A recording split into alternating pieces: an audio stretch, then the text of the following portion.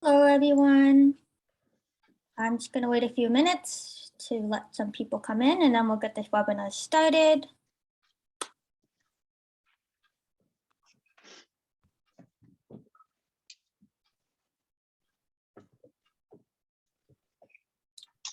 Okay, I can see people rolling in, so I'm just going to get started. I would just like to say welcome to the 2022 Guelph Organic Conference. Thank you for joining us for the Integrated Weed Management and Organic Production session today. We would like to start by first acknowledging that the sacred land where the Organic Council of Ontario resides is situated upon the traditional territory of the Wendat, Haudenosaunee, the Anishinaabe, and the Mississaugas of the Credit. Could you please take a moment to reflect on where you are situated in the history of the land that you now occupy? You're welcome to share your own land acknowledgement within our chat, and we encourage you to learn about the history of the land you are in relationship with by visiting Whose Land and nativeland.ca. Links to these sites have been shared in our chat. We invite everyone to introduce themselves in the session. Chat located on the right side of your webpage, and also make sure your chat audience is set to everyone, or the message will just be sent to the panelists. There will be time for the speaker to answer questions after the presentations, and there's two ways that you can ask your questions today. You can write the questions in the Q&A box located at the bottom of the presentation screen, and you can add questions here throughout the presentation, or you can use the raise hand function, raise hand button to indicate you'd like to ask a question live during the Q&A, and we will allow you to speak. We are happy to provide French interpretation for this program today, provided by Peter Felstein and Agent Adam. You can turn on live French interpretation by clicking on the interpretation icon and selecting French. We are so very fortunate to have these presenters share their knowledge and experience with us, as well as the community of attendees that have joined this session. We ask that you please communicate respectfully with all our participants. So a little bit about the Organic Council of Ontario. OCO is the voice of organics in Ontario. We are a membership-based nonprofit association that represents Ontario's organic sector. And we are also the only trade association working and advocating on behalf of the entire organic industry from field to plate. Our members include all certified organic operators, but supporting members are a main source of our revenues and also receive benefits. If you like the work that we do and believe in a strong local organic food system, consider becoming a member today. For updates on organic agriculture news, resources, funding opportunities, green jobs, or more, please sign up for our e-news on our website, and we'll also be putting that link into our chat. OCO's AGM is March 31st. And we are currently recruiting board members, so please see the chat in the link for the nomination forms if you know someone who'd be a great fit. This year's conference theme was inspired by OCO's Organic Climate Solutions campaign. Through this campaign, funded by the Government of Canada's Climate Action and Awareness Fund, we want to raise awareness of the environmental and economic benefits of organic and regenerative farming practices and the resources available to support farmers in taking up these practices. Use the link also inserted in the chat to explore the Organic Climate Solutions webpage. We'd like to give a huge thank you to Thomas Nemo for his 40+ years of commitment to the organic sector and his long-standing work on the Guelph Organic Conference, which has been an important meeting place for the sector over its many years of growth. But that's not to say that Thomas is still, that he isn't a big part of this year's conference. He's done a lot of work behind the scenes and he's been a great support. And while OCO is hosting this year's virtual conference, the conference will continue as it has in past years once we are back in person, hopefully soon. The Guelph Organic Conference would not be possible without our sponsors, so thank you for all of them. You'll be able to connect with all of our sponsors in the exhibit hall on our conference website on Feedloop. Thank you for our grow level sponsors, Yorkshire Valley Farms and EcoCert, and Our floor level sponsors, Fennings Organic Farms, ProCert Organic Systems, and Canadian Organic Growers. We would also like to acknowledge our appreciation for the financial support by the Prairie Organic Development Fund and Agriculture and Agri-Food Canada for these sessions as part of our 10-part series for producer training. We'd like to offer a very special thank you to this session's sponsor, ProCert Organic Systems, and I'd like to now invite Melanie Wiedner to say a few words to us. Thank you very much. Is it possible for me to share my screen? For sure, I'll stop sharing mine.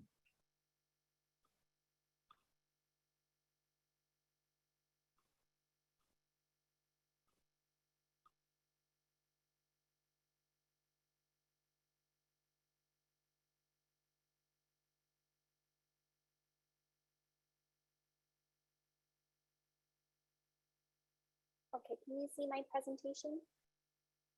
Yes. Perfect.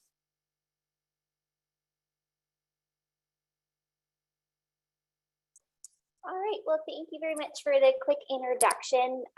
As you mentioned, I'm Melanie Wiedner and I'm with ProCert Organic Systems. I'm just here to give you a quick introduction to ProCert and what we have to offer. So ProCert was established in 1990 and continues to be family owned and operated. ProCert has been committed to integrity and professionalism from the beginning. It all started with our name, as ProCert stands for Professional Certification. It was built and continues to be dedicated to our beliefs. We believe in offering certification services that work, in using qualified inspectors and evaluators, in having real people at the end of your phone line, in providing affordable and cost-effective certification programs, and in providing clients with access to international markets. So we're able to stand by our beliefs as a result of our team. Our Western office, also known as our head office, is in Saskatoon. It is on our founder's 2,500 acre certified organic dry land field family farm. Our Eastern office is in Ontario. It's in a small town called Cambrai. Between these two locations, we have more than 30 organic professionals ready to facilitate your certification and provide technical assistance. In addition, we have over 70 contract inspectors and evaluators that are located across North America. This allows us to have inspectors when we need them, where we need them, for your regular annual inspection, surveillance, investigations, and more to continue to protect the integrity of your certification. So we have a wide range of certification programs. ProCert was founded in the organic industry, and organic certification remains our largest program. We are currently accredited to certify operations through the core, NOP, and CAR-TV, which allows you to export your product and access international markets through their equivalencies. We certify a wide range of operations, included but not limited to dairy, hogs, field crops, produce, greenhouses, and processed products. If you have any questions, feel free to contact us. Our newest program, so we offer other certification services as well that are focused on adding value to organic operators and not those that compete with the organic claim. So our newest is the Regenerative Organic Program. This program is grounded in the initial need for organic compliance first, and then adding regenerative aspects under 3 specific pillars: soil, animal welfare, and social fairness. We also offer gluten-free, grass-fed, and input approval program. Our gluten-free and grass-fed program is based on standards that ProCert has developed, and our input program is designed for manufacturers of fertilizers, feeds, that sort of thing, to be approved for organic use. Our fee structure is built on a scalable model, so it is dependent on the size and complexity of your operation. And the last thing I'll just quickly mention is our new producer incentive program. This is designed for new applicants that would normally be subject to the 15-month pre-inspection requirement. This is still a requirement, but it allows access to initiating your organic certification process with a more affordable option, which is our $500 all-inclusive fee. If you have any questions about this, feel free to reach out to us and we'd be happy to provide you with more detail. And I will skip through these couple of slides just due to time constraints, but if you have any questions about the steps to certification, feel free to reach out to us. We'd be happy to help you. And some of the commonly asked questions are up here on the screen as well. If you'd like the answers to those, feel free to contact me. Thank you very much for giving us the opportunity to chat with you guys today. We very much appreciate it. And if you have any questions, feel free to email me, or you can put it in the chat as well. I will be around for the rest of the session. Thank you very much. Thank you, Melanie, for that introduction to ProCert, and thank you, ProCert, for your sponsorship, and thank you, Kelly, for your introduction. I am Ruth Knight. I am a board member on the Organic Council of Ontario, as well as a consulting practitioner. And I'm really excited to have this session today on integrated weed management, really coming down to the ecological principles of weed management and looking at some innovative approaches with our two panelists. When farmers are transitioning to organic, a very common concern is, what will we do about weed control? And it's really great to focus that this afternoon.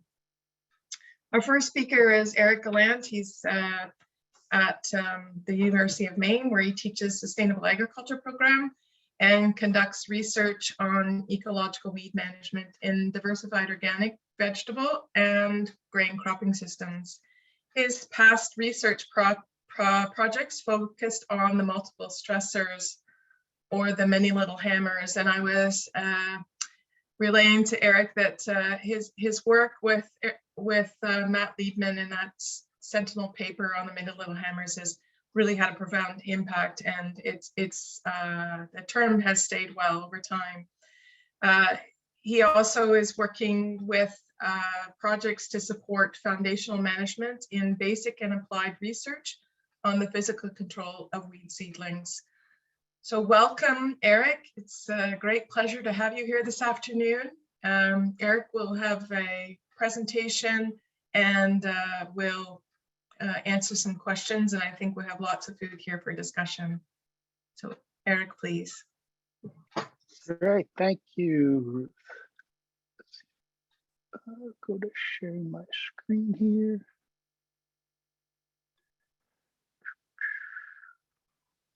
Yep, that's looking like we're in the right direction, Eric, and I can hear you well enough. There you go. All good to go? Yes, thank you. All right. So integrated weed management. By way of starters, I think I'll start with non-integrated weed management in organic farms. And this probably looks familiar to at least some of you that are old tractor enthusiasts, and that is cultivating. So generally, especially in a transition, a farmer would transition from a herbicide-based program and basically replace the herbicides with tools. And weeding tools are great, and it's a very simple solution to the weed problem, especially controlling the weeds between crop rows. That's super easy. As you get closer and closer to the crop row, the physical selectivity, in other words, the killing of the weed and not the crop, gets to be more and more difficult. And therein lies the huge difference between a herbicide and physical weed control.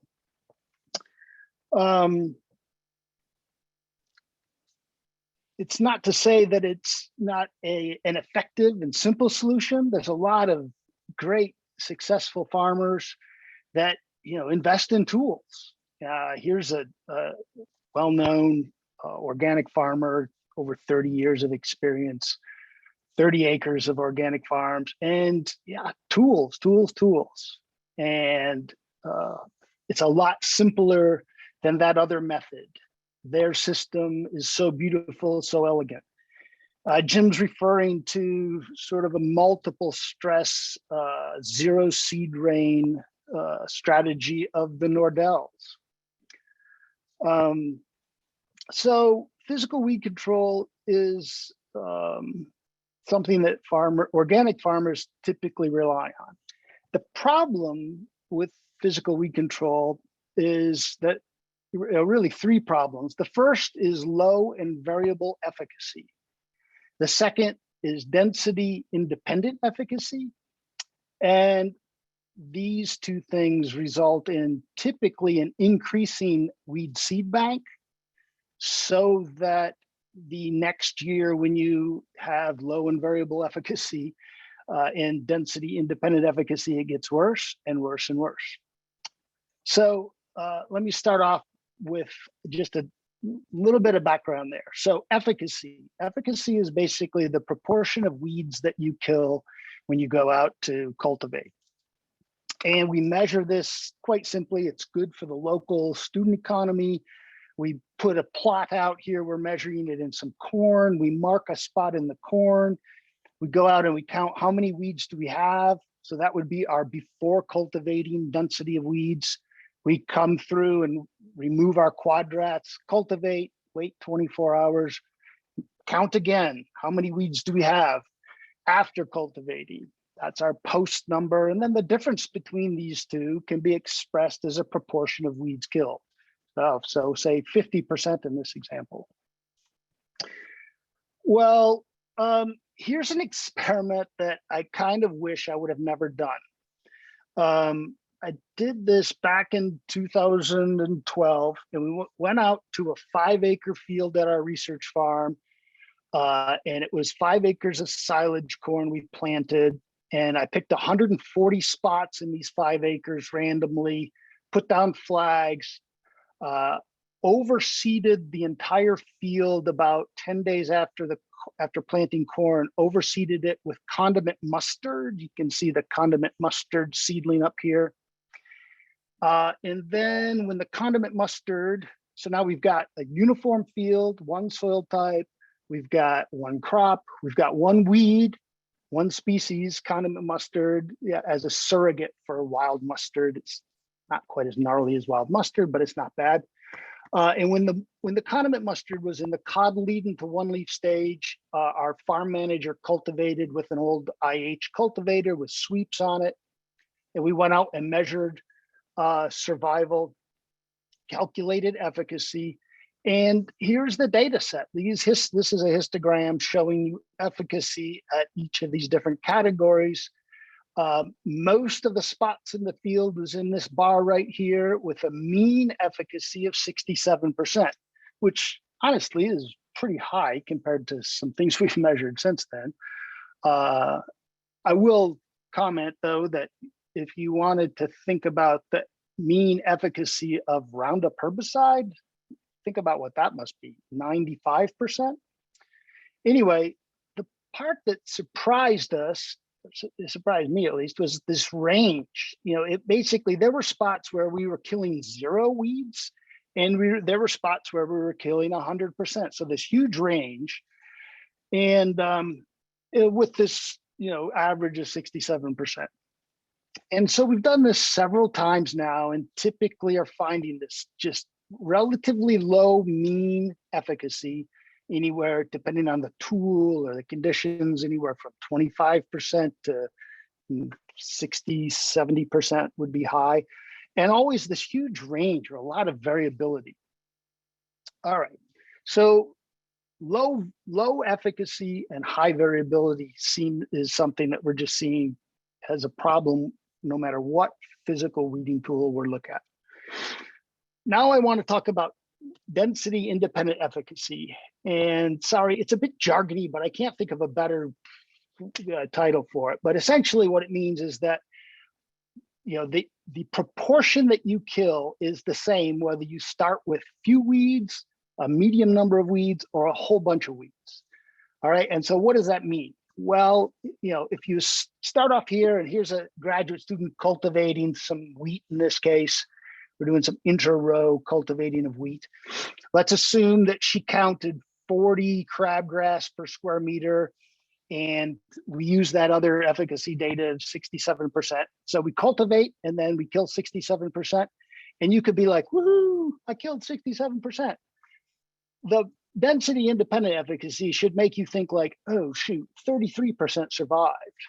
And what does that mean? Well, 33% survival of a small number is not very many weeds, but 33% of a big number, that's still a lot of weeds. So then what most farmers would do is they would cultivate again, 67% of whatever survived, and 67% and 67%. And you just keep doing that until you look out in the field and you go like, okay, I either can't stand it anymore, I can't cultivate anymore, or the weeds are too big or the crop's too big and I just have to quit. So ultimately it means, you start out with a lot of weeds and a lot of weeds are going to survive. So that's a problem. So what are the solutions? Well, the simplest thing I already mentioned is you just cultivate more.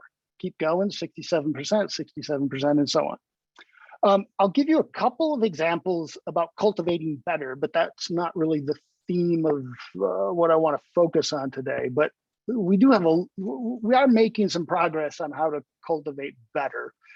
And then the core of what I want to talk about is to argue for a multi-stress strategy for starting with fewer weeds. Essentially, if that initial condition of that initial density is lower, you kill 67%, the 33% of that low density is a relatively few weeds, crop competition, some natural mortality, all of that can end up working better to ultimately have your weed population either stable or ideally declining.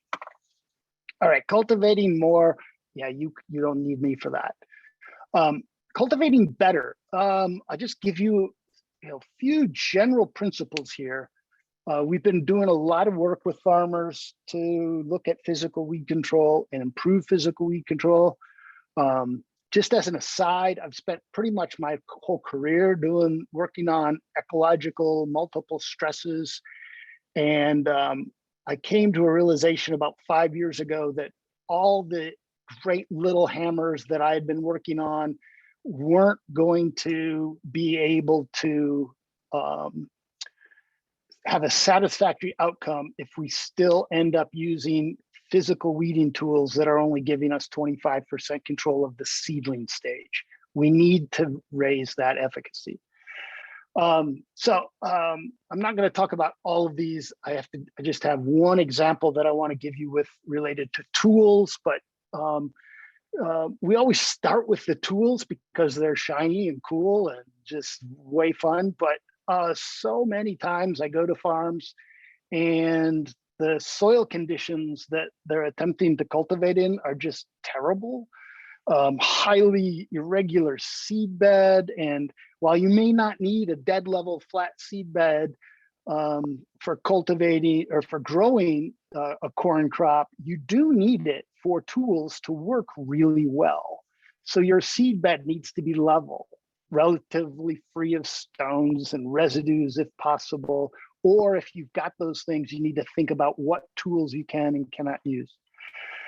In terms of the crop, the whole goal here is to establish a size advantage for the crop. So even though I'm not going to talk a lot about crop competition today, crop competition is foundational to everything that I'm talking about. If you are planting a low density of crop and you're getting lousy establishment and you're not fertilizing to have early vigor, if you're not doing good agronomy, then I can't help you. There's none of the rest of this that's going to work.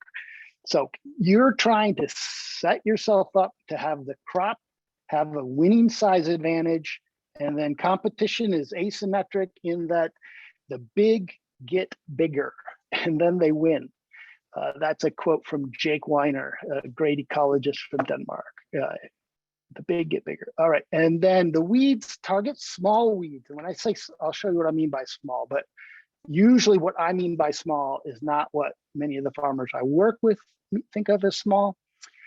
And then I do want to show you in terms of the tool, take the time to adjust it. You know, we've started to invest in like impact wrenches so that you can speed up the adjustment. Having setup boards with row spacing and levels and tape measures and so on. Set the depth so it's nice and shallow. Get as close to possible to the row. And I want to show you an example of stacking tools that we think is pretty exciting. All right, so just a couple of details here. When I say small, I'm saying small. So on the right-hand side of the screen, far right is red root pigweed, and then common lamb's quarters. So, you know, that's cotyledon stage lamb's quarters and pigweed, and that's why once most organic farmers start getting some experience, those become the weeds of yesterday, of like, oh gosh, do you remember the good old days when we only had pigweed and lamb's quarters? They were so easy to control. I want to point out, if you look at the next two seedlings, we have wild mustard and hemp nettle, and look at the amount of root biomass on those cotyledonary staged weeds. A particular weeding tool, like if you took a tine harrow through weeds of the, you know, a mixed stand of these species, you're going to kill maybe 80–90% of the red root pigweed and lamb's quarters, but probably more like 30 to 50% of those other species. I see like there's somebody keeps raising a hand. I don't know, is my audio still okay? Everything's good with me?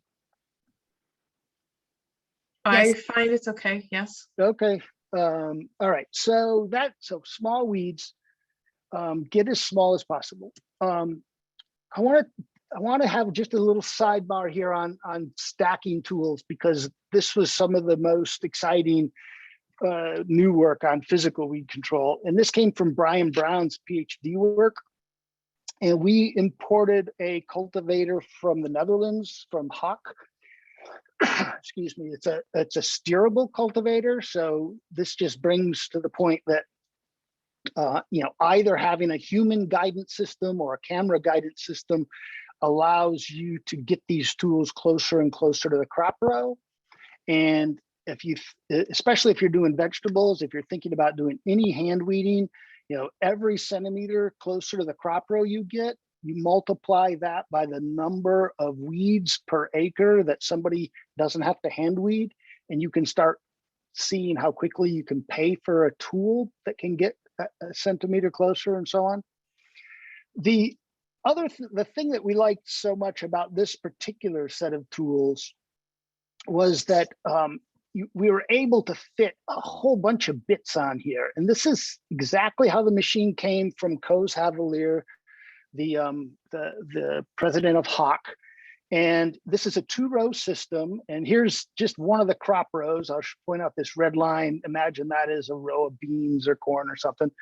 And it starts off here with some sweeps. These are sweeps that are adjusted to go very parallel to the soil surface. And so if you adjust them shallow, they're not going to throw much soil into the crop row. Followed by some torsion weeders. Torsion weeders are simple and can be super effective, and they can also be a total pain and nightmare to adjust. Finger weeders. Finger weeders have quite a range of adjustment. You can get them pretty close. You can actually have them overlapping, like I have them set there once the crop gets pretty big. And then a tine rake on the back. And Brian, during his PhD work, wanted to ask the question about, well, what about the sequence of these tools? And what happens to physical weed control if you have just one of these tools, or if you stack 2 of these tools, or 3 of them, or 4? And then what about, you know, he was just like a remarkable graduate student. He did every combination you could imagine. So finger torsion, finger tine torsion, you get the idea. He did all of that stuff. And the results end up being pretty exciting. So his work was really focused on the intra-row zone, and we defined that for his work as this 10 centimeter zone right on over the crop row. And you can just look at this as like, wow, imagine trying to be a weed seedling getting through all of this. And what Brian found was that as he increased from 1 to 2 tools, so these are box and whisker plots. So every one of those data points is one of these combinations that Brian did. So you got to appreciate a hardworking graduate student that can make that many data points. So you can see that as we go from 1 to 2 to 3, we're increasing the median here. So we're getting, on average, better efficacy. Once you get to 3, you start having a bit less variability. And one of the things that was one of the things that was interesting was that this group of points right up here, that was the torsion finger tine. And so when I shared this data with the president of Hawk Cavalier and showed him this data, he's like, yep, that's how we designed the tool. So anyway, he thought it was interesting in our experiment, but this sequence of torsion finger and tine weeder end up having very high efficacy. I mean, you can see this, we're getting close to what a good herbicide program would be. It did end up increasing crop injury from about 8% loss of stand up to 13% loss of stand up in here. So there is a trade-off with more and more aggressive intra-row tools. You're going to have more crop injury. And so for some crops or for some farmers, that would be a deal breaker. In other cases, farmers would attempt to simply increase their seeding rate by 10 or 13%. So this was exciting that this stacking seemed to be helpful. But the real remarkable part of his data set was that when you look at the individual efficacy of, say, his torsion weeder or the finger weeder or the tine weeder, if you look at those individually and then stack them together, this is the theoretical efficacy that you should achieve. This is the expected value of combining all 3 of these. This is what he actually observed. So he actually observed greater than an additive effect. So he observed, this is the first evidence of synergy related to this. And it's really got us thinking about perhaps physical weeding tools a little bit more like we think about herbicides. We think of herbicides as having different modes of action. We're starting to think about weeding tools as having different physical mechanisms or modes of action, such that one tool can predispose another tool to work better. All right, so that is cultivating better. So done with cultivating better. The last section I want to talk about is, all right, how do you start with fewer weeds? And in general, if you want to start with fewer weeds, you're probably going to have to do something in addition to cultivating better. And this is where we get into this domain of multiple stresses or integrated weed management that Matt and I called back in 1997, many little hammers.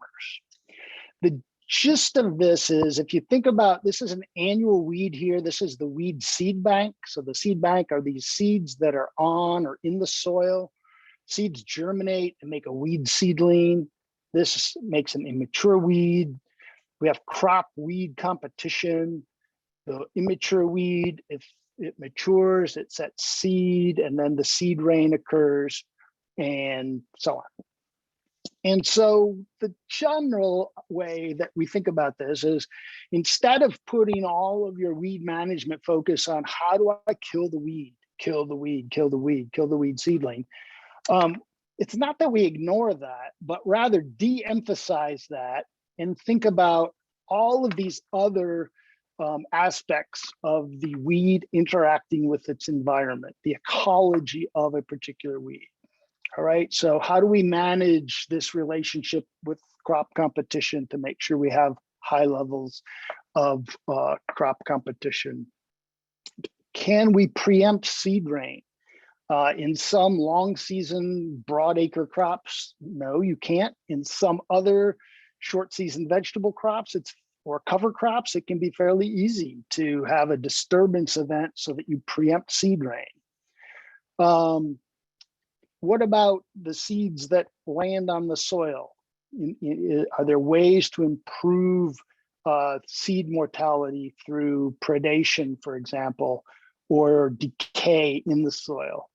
The decay one, that was my favorite pet hypothesis for years. And I'll just give you the quick sidebar there is, we did all this great stuff looking at improved soil quality, greater levels of microbial activity.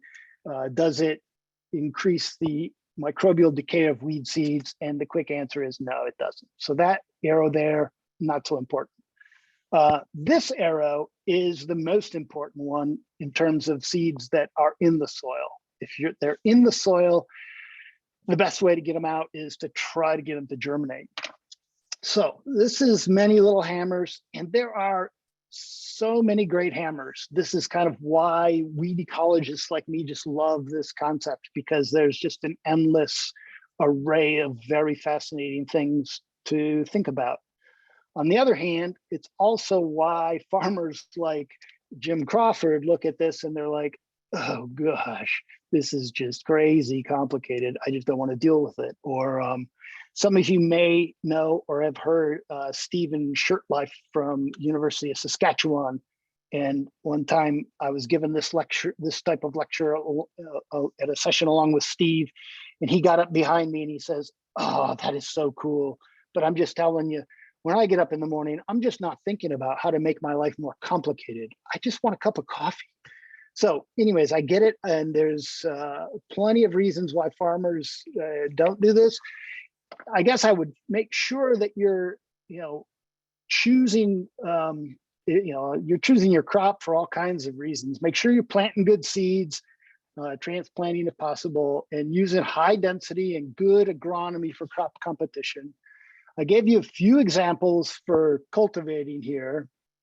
And what I want to finish off with today is to talk about how do you control seeds. So you're going to be doing your best with competition, try to up your physical weed control game, but then what can you do to manage your weed seed bank?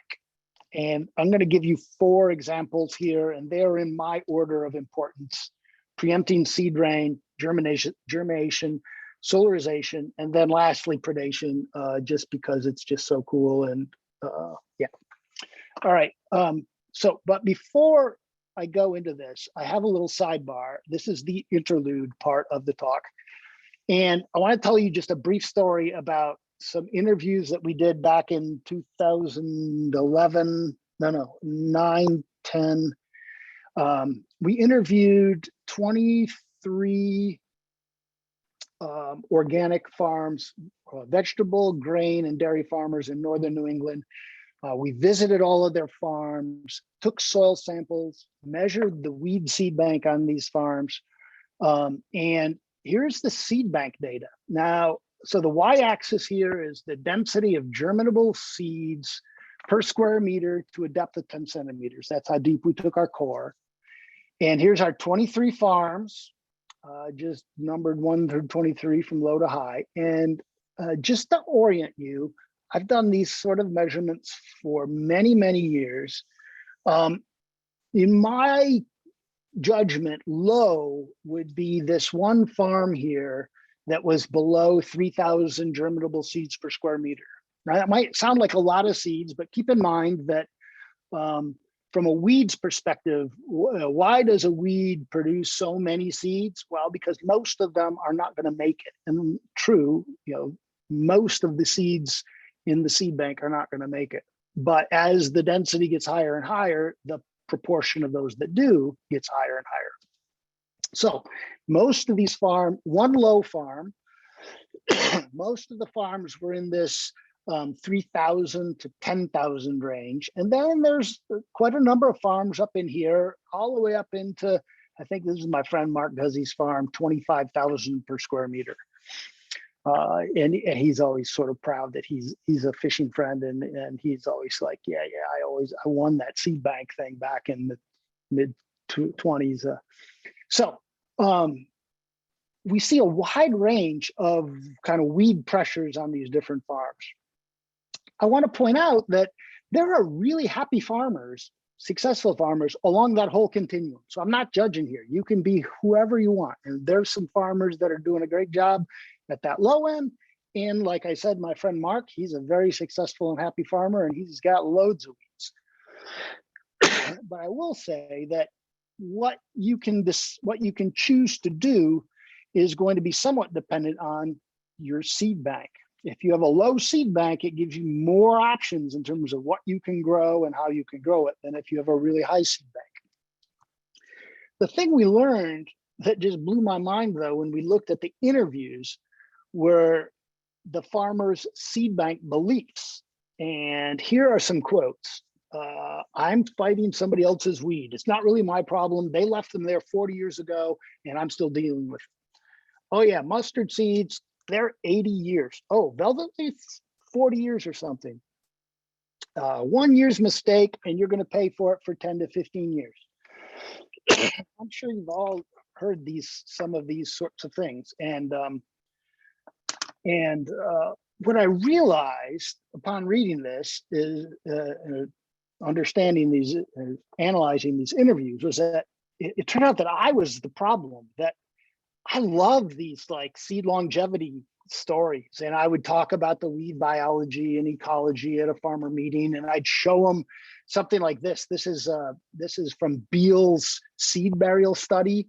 So I don't know if you've heard of this, but I went to Michigan State University, and we used to go and poke around and see if we could figure out where Beal's experiment was buried on campus.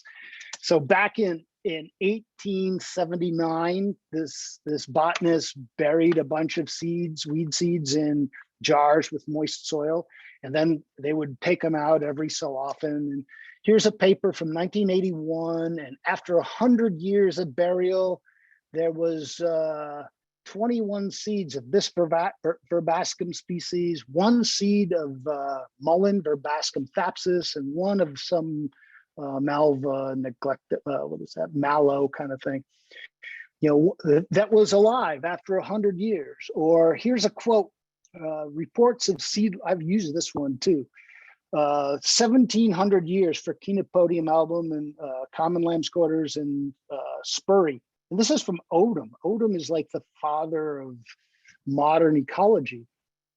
Well, what I hadn't realized is that upon pulling out these party tricks, that when I was talking to farmers about managing the weed seed bank, the farmers were sitting there in the room thinking like, well, yeah, go ahead, dude. You can manage the weed seed bank or talk about all your little hammers that you want, but those seeds are in the soil. They're going to be there forever. And I don't know what you're talking about. Well, it turns out that the farmers were talking about this tail end of this curve. So when we look at seed decline, it tends to be this exponential decay curve. And sure, there is going to be the one rare seed that lasts a very, very long time, but that's not where the money is. You're not managing for that one seed. This is where the money is. You're managing those big numbers that are reducing yield and quality of your crops. So it turns out that the researchers, and the farmers were all thinking about an accurate mental model for weed seed decay, but we're thinking about different parts of this curve. And I guess I would encourage you to think about this part of the curve, because we can manage that. It is quite dynamic, and you can see results within a season. All right. So all of that was a sidebar to try to convince you to listen to this last part of the talk. But if you don't want to, if you want to just buy cultivating tools, then yeah, we're pretty much done, because I'm going to talk about managing the seed bank. Okay. So the seed bank, the bank metaphor is pretty apt. And essentially, we want to try to minimize credits to this bank and maximize debits.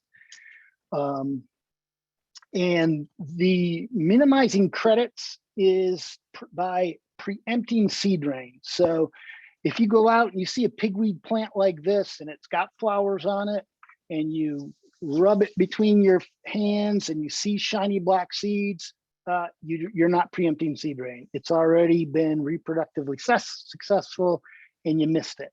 But if you have a whole bunch of those weeds coming up, say in a cover crop, and you're like, oh my gosh, I have too many weeds in my cover crop.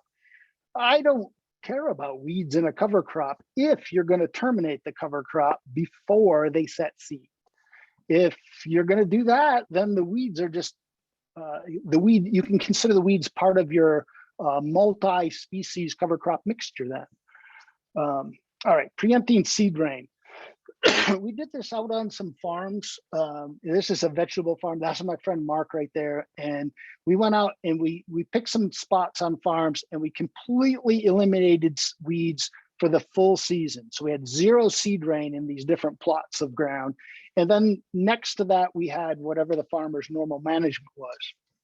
And the remarkable thing was that even here on Mark's pretty weedy farm, after, in this case, we had completely weed-free melons, you could see that patch on his farm walking by it from 30 feet the following year, just from 1 year of 0 seed rain. So we did this at a number of different places. Here's an example on farm where 0 seed rain treatment. When we went out the next year, we measured the germinable seed bank in the sort of ambient area of management versus 0 seed rain. We had a 45% reduction here in 1 year. In this case, we were dealing with some more short-lived annual weeds, annual grasses. What was that? Foxtail and crabgrass. And we had a 93% reduction. So even just a single year of preventing seed rain, you can see a really dramatic impact on the seed bank. Why is that? Well, it's because of this exponential decline. So in this case, we have different decay curves. So some weed, this is 2 different species. Here's a 3rd weed species. It turns out that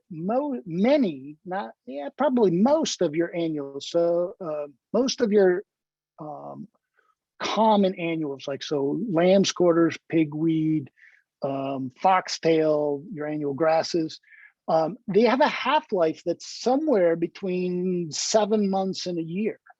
So if you prevent seed rain for 1 year, you've basically halved whatever that amount of seed is.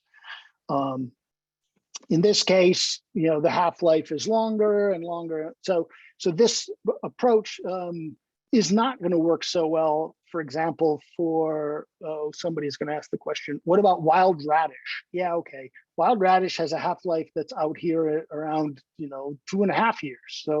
So preventing seed rain for wild radish, yeah, that's a very long game. But lamb's quarters, pigweed, annual grasses, it's down in this area. So, or Gallant soga. So preventing seed rain, you're going to see it really, really quickly.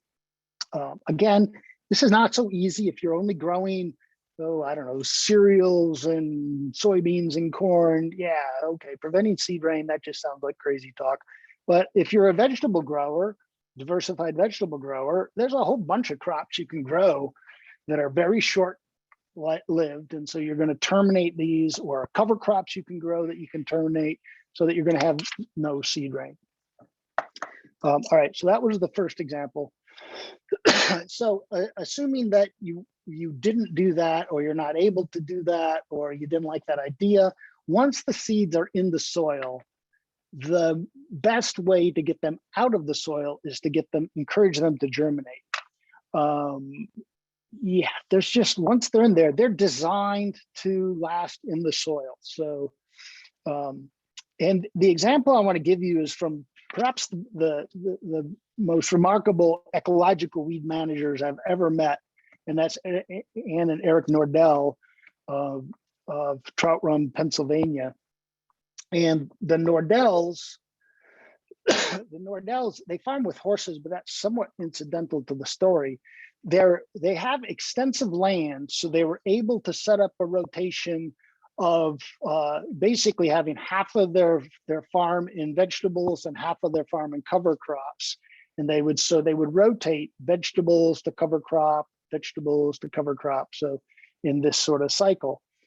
And the important thing to note here is that, over the course of 4 years, looking at early and late vegetables, and then the early and late vegetables these are going to be different cover crops and different fallowing or shallow tillage events. There's a lot of variety over time of disturbance events. And when I went to their farm and sampled the soil and looked at their germinable weed seed bank, I was just floored. So here's Mark's farm, my friend Mark in Dixmont, where we were hand weeding in the melon patch. So these are greenhouse flats where we take the soil cores from the field and we mix them up, and then we spread it to a layer of about a centimeter thick, and we just water it. And we can see what comes up. And so there you can see pigweed seedlings and some lamb's quarters and crabgrass. And here's another farm in southern Maine, lots of crabgrasses in this one. And then there's the Nordell farm. Here's the weediest flat of the Nordell farm. And just so I'll zoom in on one of these seedlings, the weediest species, the weed that you saw is all volunteer tomatoes. So how do they do this? Well, it's not just that they're rotating and cover cropping. It's that they are very precisely, very thoughtfully timing their disturbance events. So they know when their major weed species or group of weeds, when they want to germinate. So here is a germination profile. So, here's pigweed, for example, with a peak germination, let's just say for the sake of argument, here around, end of mid-June. So if you time shallow disturbance, when this weed wants to wake up or germinate, you can encourage more of them to wake up and germinate. And then as long as you have another disturbance event before they set seed, essentially you've done some very major debiting of the seed bank. So this timing ends up being important, as well as one of the incidentals that's kind of cool, because they're farming with horses, they tended to till very shallow, so it's easier on the animals. And by keeping most of your tillage very shallow, you keep the weed seeds, the weed seed bank more towards the surface in what I would call the active zone. Weed seeds that are close to the surface are going to be more likely to either be subject to predation, as I'll show you in a moment, or be lost to, or be encouraged to break dormancy and germinate. Right. So these are just some emergence periodicity to show you the different species. So these are called violin plots. And so this is time, so June through October. And you can see here the annual bluegrass. So the relative size of these blobs is like the amount of germination or emergence. So not much annual bluegrass emerging here in August and September, but then a big peak right here. So if you wanted to try to reduce annual bluegrass, a whole bunch of summer fallowing here in August isn't going to do anything. Those seeds are just going to get mixed around. But if you time some shallow disturbance out here, you're likely to encourage even more dormancy breaking. That's the idea. All right. Let's see. I'm gonna look at. You wanted to wrap up at 12:15, but you want questions, right? Yes. We started a bit later. We started a bit later, so thinking. Yeah. So I'll give you just a couple of quick examples here. So this is something that I'm sure at least the vegetable farmers have heard of, solarizing or tarping. It's definitely something you should look into at smaller scales, whether you're using landscape fabric as as I forgot his name already, the opening speaker of your conference talked about. We did some work with clear plastic, and there you can see where Sonia had the clear plastic. Basically all of these techniques are essentially holding moisture, warming the soil, encouraging germination. In the case of solarization, it's getting so hot that it's frying the seeds. In case of tarps or landscape fabric, is blocking light, so they're not going to get enough light to survive. Anyways, this has turned out to be pretty promising. There's some great stuff going on using the tarps or tillage to help manage cover crops in sort of reduced or no-till systems in vegetables. I haven't done that kind of work, but something you should look into. So the last example for managing the seed bank is to encourage predation. And I'll just give you this quick story here. Here's an example of one of my squash fields. None of you have probably ever had this problem, but yeah, this is what I would call Eric's train wreck. We did an experiment with winter squash. It's a super weedy field. We cultivated to the best of our ability. Then the vines ran, and then this is what it looked like in September. So we go and haul the squash off. Here you can see the pigweed.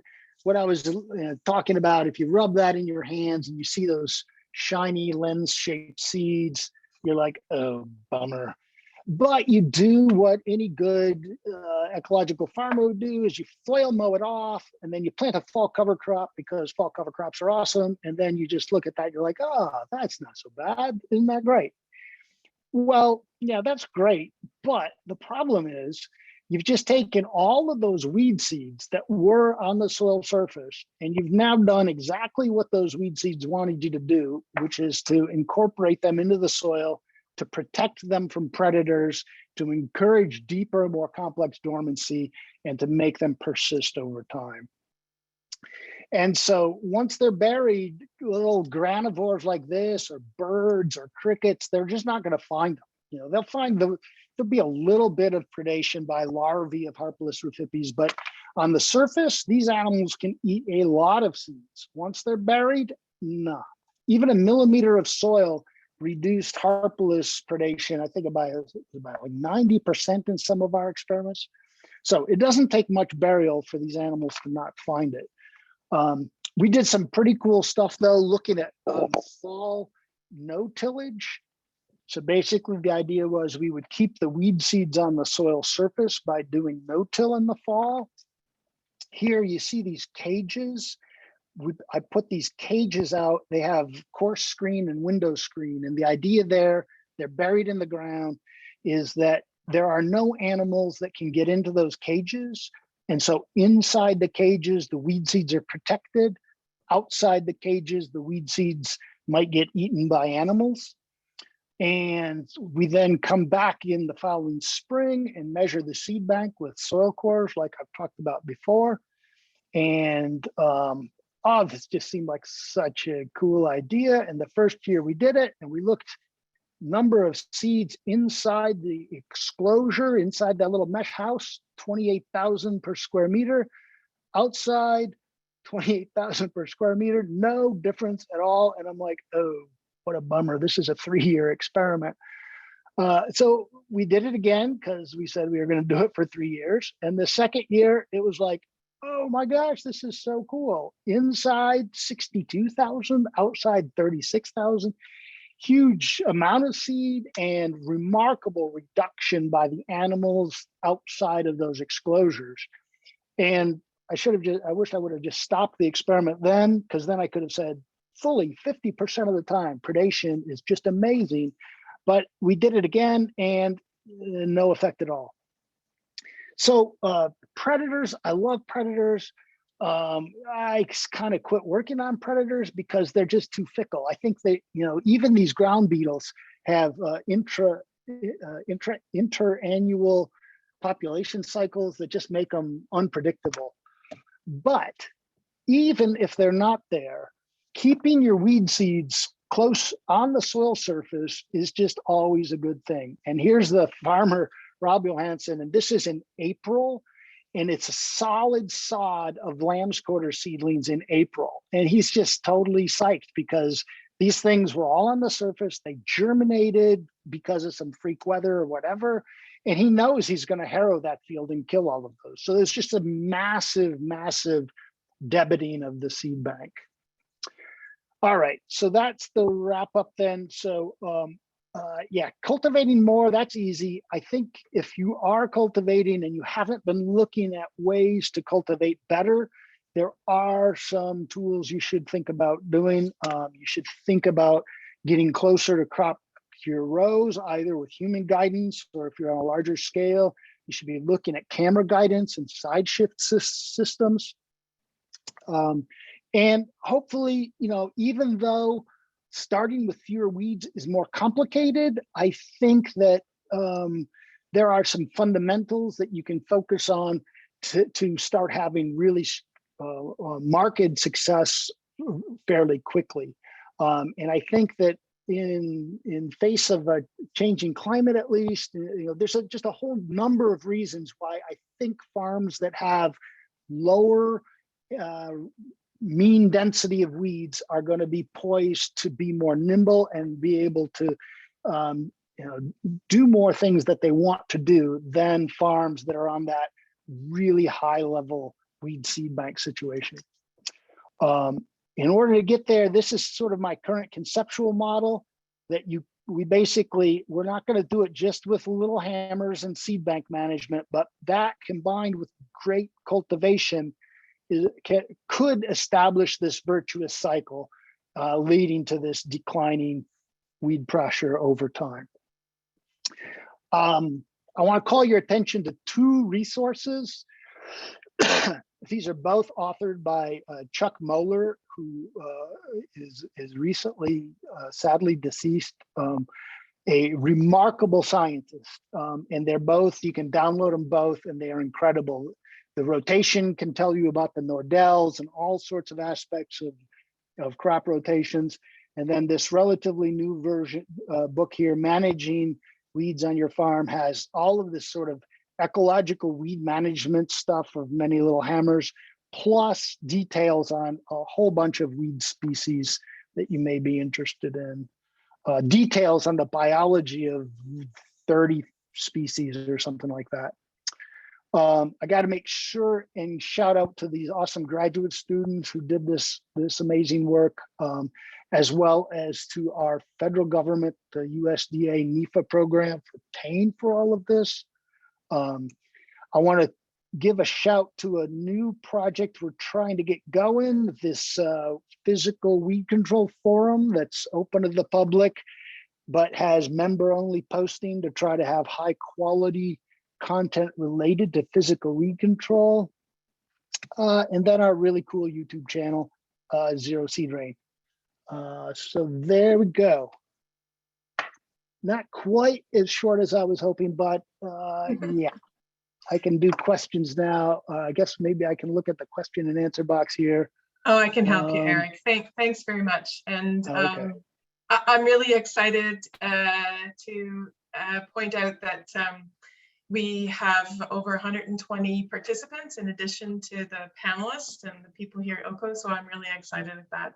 And there's some comments in terms of people having experienced some of those situations that you spoke about. So one of the first questions is the percentage of seed rain provided by fauna. And I believe there's some research, I saw that in one of Liebman's paper, fauna that are responsible for seed rain. Fauna responsible for seed, I guess I don't for dispersing seeds. So animals dispersing seeds. Yes, that's the question.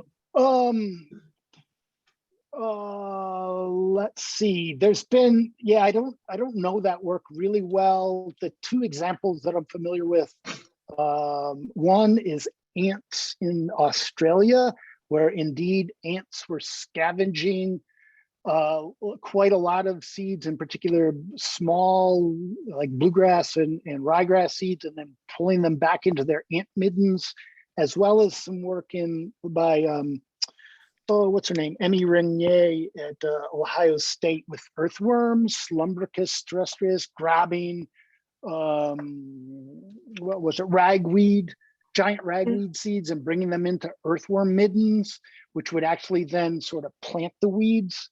So that is totally a thing. Yes. Yeah. Don't. It's not something that we've studied. It's not something that we've studied. What the one thing that we did study somewhat related to that was we looked at the role of birds eating the ground beetles, the harpless rufipes, thereby reducing seed predation. And so the birds eating the beetles reduced the impact on the seed bank by some 5% or something like that. But yeah, it was getting to be so small that we quit looking at that. So okay, well, we'll move on to another one, and this is a two-part question. The impact that fertility and compaction play in weed competition. So would over-fertilization past a certain point help weeds more than the crop? And does compaction allow for a specific environment for certain weeds to grow? Or does it reduce competition? Yeah, so I can the fertility one I know reasonably well, and we've done some work on that. And generally speaking, weeds are designed, their ecological job is to colonize disturbed sites. And so they are really good at quickly taking up soil nutrients from the soil. They're designed to do that, to the point where they'll actually take it up and make like really cheap leaves, like thin leaves, but big leaf area. So yes, often in a weedy situation, there are data sets to show that fertilizing, especially broadcast fertilizing, will actually can reduce your crop yield because it benefits the weeds more than the crop. So the principle there is to two things. One is attempt to put your fertilizer banded below and to the side of your crop if possible. And number two is the concept of spoon feeding, so that instead of putting all of your nutrients out at planting, when your weeds are going to germinate and have access to it, put some smaller amount out at planting, and then try to make sure you have a minimum of excess nutrients for the weeds. And then when you cultivate 2 weeks later, a month later, put down the next third of your nitrogen, and so on and so on. Try to spoon feed the nutrients to your crop if you're not able to spatially make the resource selective. So, compaction. Sorry. So I think the question related to that, though, in an organic context, is that many of our nutrient supplies are from compost, manure, or organic amendments. So that complicates things a little bit in terms of the fertility placement. Oh, it does, but well, in Denmark, for example, they've gone to injection of pig slurries and things like this, both to deal with odor and mineralization, as well as the placement benefit. Yeah, and I mean, I think there are some examples where the mineralization of organic sources does tend to have a temporal delay, which can benefit the crop over the weeds. Right. Compaction, for certain weeds, I've got nothing for you on that. I don't know anything about it. Okay. We'll move on to another one. This question is related to allelopathy, I believe, in terms, well, it's a little bit different than allelopathy. It's an example of a plant in Kenya, Desmodium which is called Germination Suicide, stimulates germination, but then inhibits growth. If there's any example of a plant that could be used here that could have a interseeded or intercropped into a crop that would reduce seed bank and weed presence in that way. Sorry, got nothing for you on that one. Okay.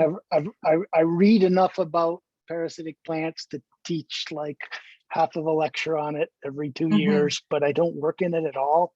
Okay. So I'm sorry, I got nothing on that. Okay, and one question is asking if crimping is an effective way of dealing with emerge weeds versus tillage. It's a good idea. Great. Yeah, it's a good idea. We should do that experiment. I haven't really done it. We've done some roller crimping.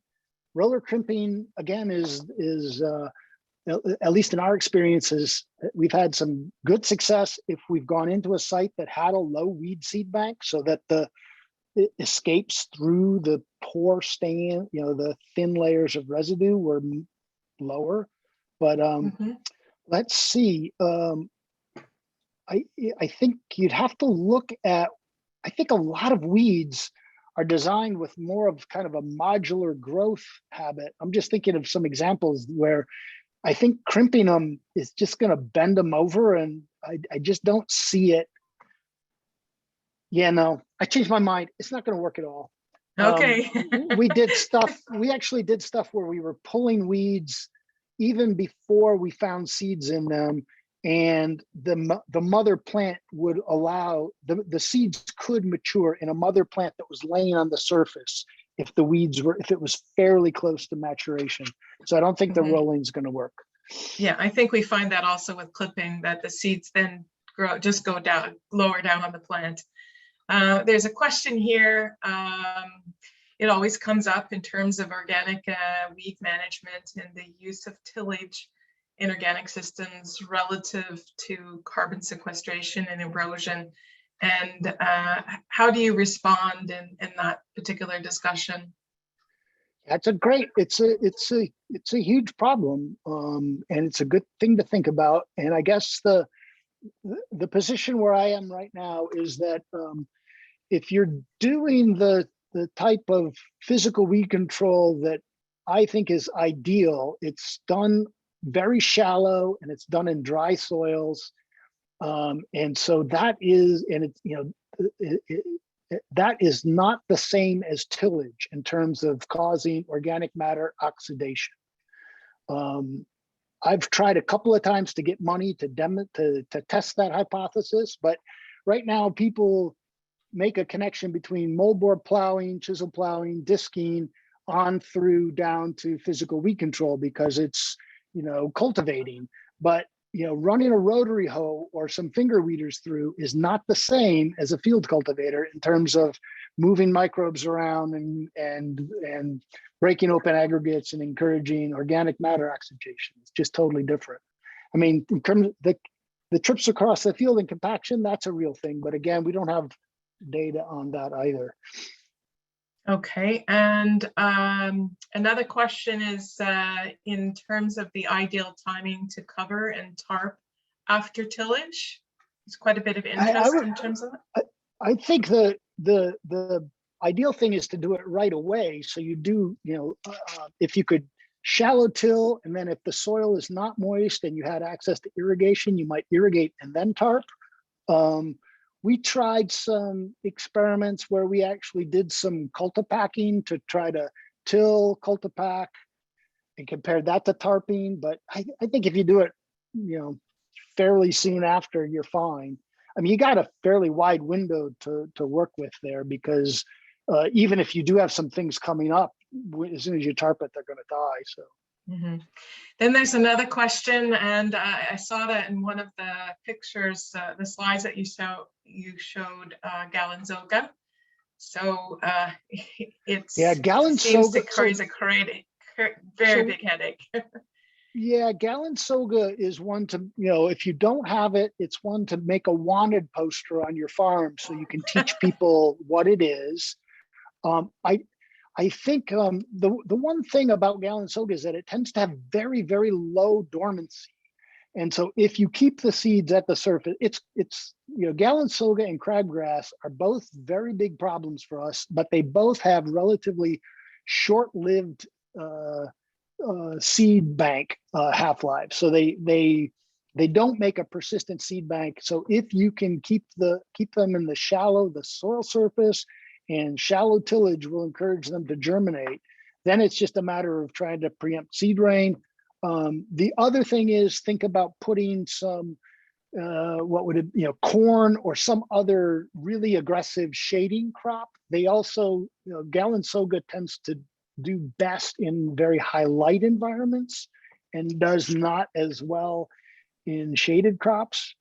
But yeah, I would use a really timely shallow summer fallowing sort of thing if I had an abundant Gallant soga seed bank. And then back onto the manure and compost, the seed survival in the composting and versus manure. So if I think it's 100, what's the temperature? I can't remember the temperature off the top of my head. 130 or something. Basically, if you are composting at appropriate temperatures for, at least for organic certification here in the States, it's hot enough to kill weed seeds. So you should not be adding weed seeds with your compost. Even in manure, when I've done assays where we looked at the germinable seed bank in manure, manure is something you should be afraid of, for example, to introduce a new species. Like if you don't have Gallant soga and you're getting some manure that has Gallant soga, that would be terrible. But unless you have a very low weed seed bank, chances are pretty good the amount of manure you're putting on is, the number of seeds with that manure is very small fraction of the resident seeds you already have. So unless you're one of those people at the very far left of my bars that I showed, like the people with 3,000 germinable seeds, you probably don't have to worry about it. You're putting down thousands of seeds per acre that already has hundreds of thousands of seeds per acre, or something like that. Okay, well, I really appreciate all the questions coming in, and there are more questions coming in, and been great in terms of what's been. Is there one raised hand for a question? There's been no? Okay. Thank you very much, Eric.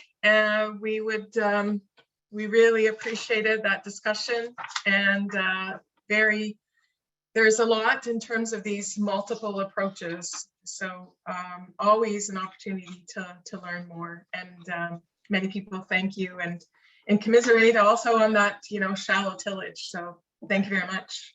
Yeah. All right. So it's really great to see all of this activity, and all the participants are here. Thank you all for joining us.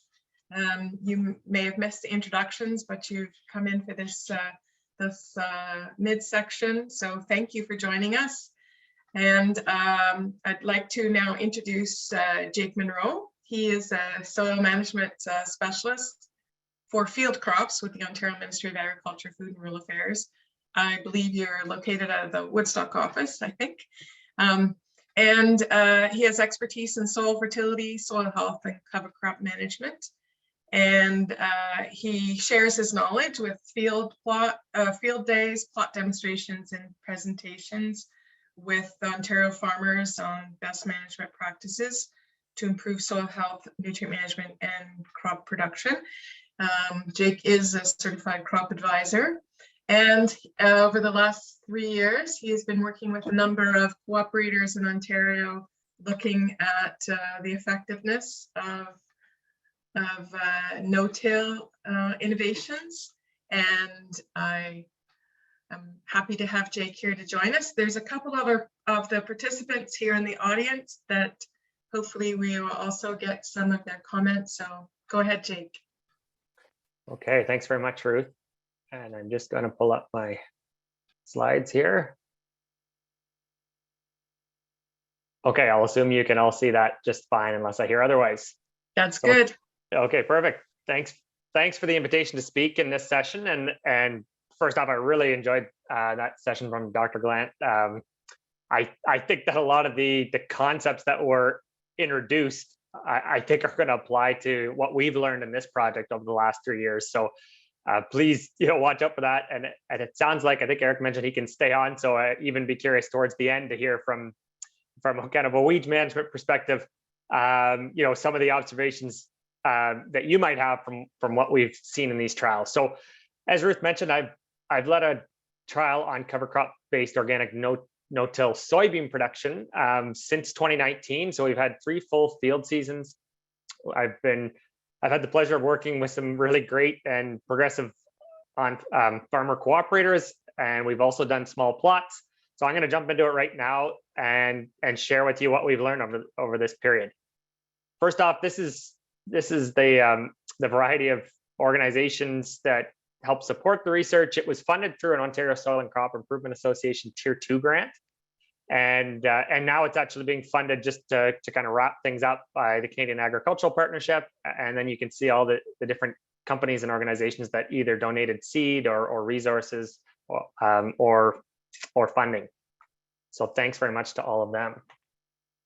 So first off, I know that many of you may be familiar with this system already, but for those who aren't, cover crop based organic no-till is basically using a cover crop such as cereal rye, which you can see in the left-hand side photo, to create competition with weeds, to create a weed barrier or weed suppressive mulch, and to enable no-till planting of a crop.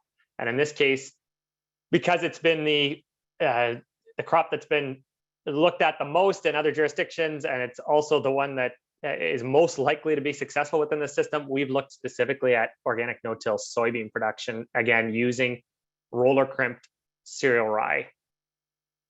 So why might you consider organic no-till? There's a few different reasons why growers on both sides of the border have been looking at this system, intrigued by it. And in my opinion, I think labor time and fuel savings are one of the biggest reasons why you might consider looking at this. You can see that in the background photo there's a crimper, laying down that rye mulch. If that operation is combined with planting, that could be the last time you're in the field until harvest. If it's not, you're just going in there and planting as well, and then leaving that field and not having to come in and do cultivation. So there's some savings there, and it can help to free up time to do other things on the farm.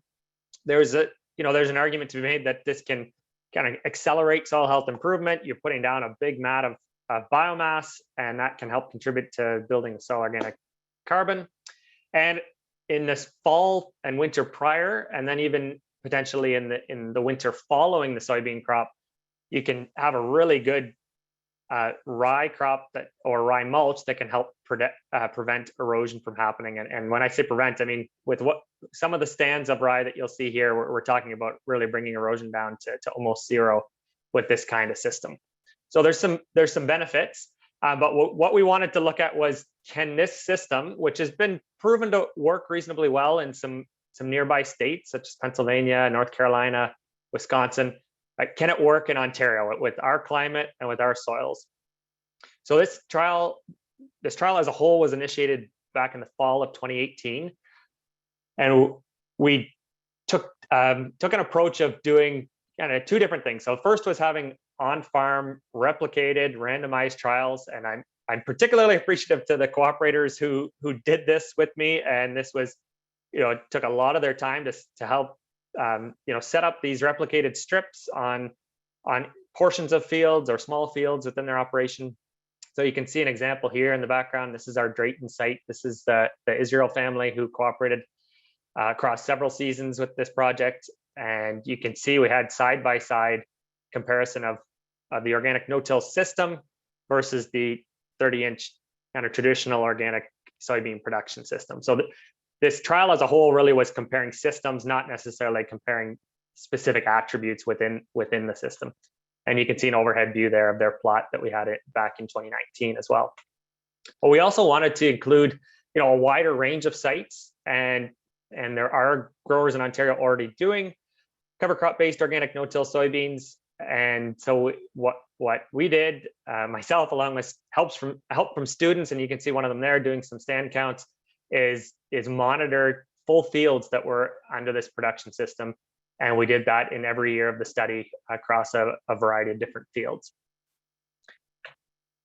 This just gives you an idea of where our project sites were. This was done within the Heartland region of soil and crop. So Perth, Huron, Waterloo, Wellington counties. And then we added a couple sites down near Woodstock as well last year. So we were close to 20 sites over the course of the 3 years. I feel like at this point, after 3 seasons and 20 sites, we've got a pretty good sense of kind of how this system works across at least this part of Ontario.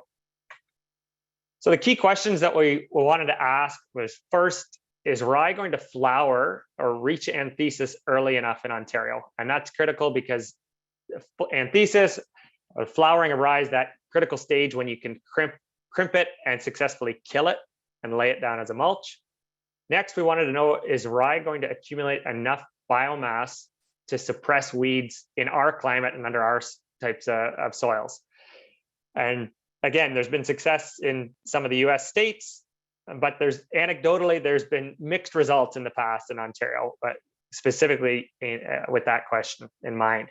And then finally, how is that rye, assuming it does a good job of suppressing weeds, throughout the season, and how is it going to impact soybean growth, development, and ultimately yield? So let's take a look at what we've learned over the last 3 years. First, in terms of the question of, when does that rye flower? It depends on the year. So in 2019, as you recall, we had that very wet, cool, kind of backward spring. It just didn't seem to ever stop raining, and it took quite a while to warm up. And our anthesis dates were anywhere from June 7th to 13th.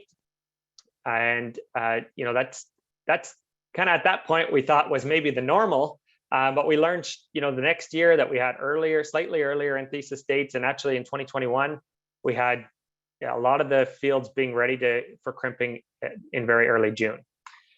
So warmer springs or more growing degree days means faster anthesis. We've seen that now with our experience over 3 years. And just a note that soybean planting can take place several days before crimping. So just because you're waiting to crimp the rye until maybe June 7th or June 10th doesn't mean you can't plant those soybeans maybe on the 5th or 6th of June. And there's just an example of what anthesis looks like. You can see all those yellow flowers. And once it starts happening, depending on how warm it is, but once you start seeing those flowers coming out, you typically get full flowering, within a day or sometimes even within hours. Okay, so the next question, how much biomass did we get? So I'm glad you guys have been primed and seeing some box and whisker plots, because here's another one. So this just represents the range of biomass values that we saw across 21 sites over 3 years. We take samples from the field, dry it to 0% moisture, and so you're seeing dry biomass. And just for some reference, the minimum value, the lowest value that we saw was about 3,500 pounds dry. And you can see what that looked like from an overhead view on the bottom right.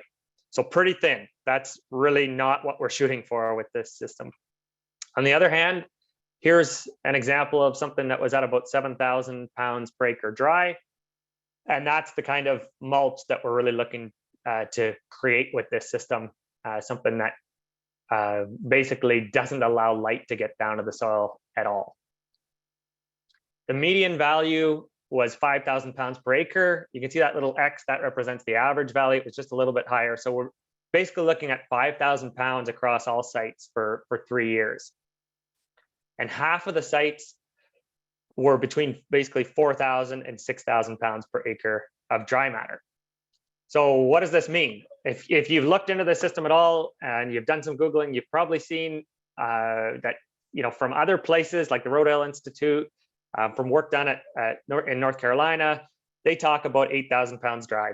That's what you need to make this system work. You basically need to have something that looks like that top right photo or even thicker. In working on this project and connecting with researchers at Cornell, just from personal communication with them, that's not the target that's been realistic for them, and that they've actually found that about 6,000 pounds per acre dry is the threshold, or kind of that target that you want to hit to be able to get reasonable weed control, weed suppression throughout the season. So if you look at that, we're doing better, but even across these 21 sites, we're still only hitting or exceeding that target in 25% of the cases. So we've got a little improvement to make, and I'll touch on that shortly.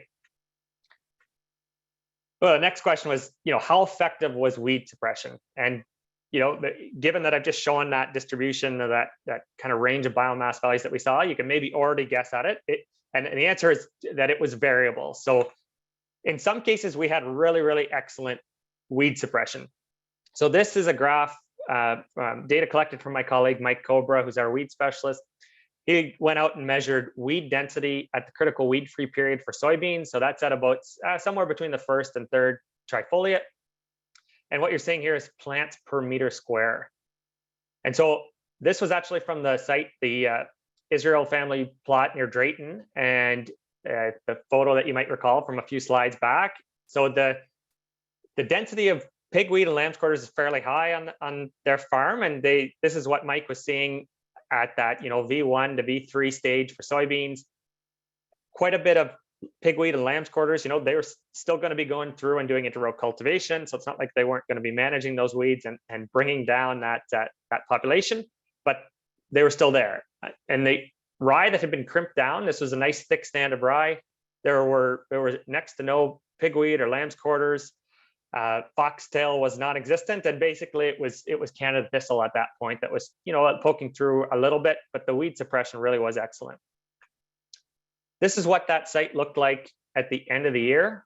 You can see this is just as the beans were starting to yellow and starting to mature, and you can see the lamb's weed and the lamb's quarters and pigweed that had come through it, largely in-row weeds that had survived and that were setting, we're going to get seed rain from those weeds on the left-hand side. On the right-hand side, you can see the soybeans under the no-till treatment. And if you look closely, you can see some south thistle and a little bit of Canada thistle, but largely the annuals were completely controlled. So that was an example of a really excellent site.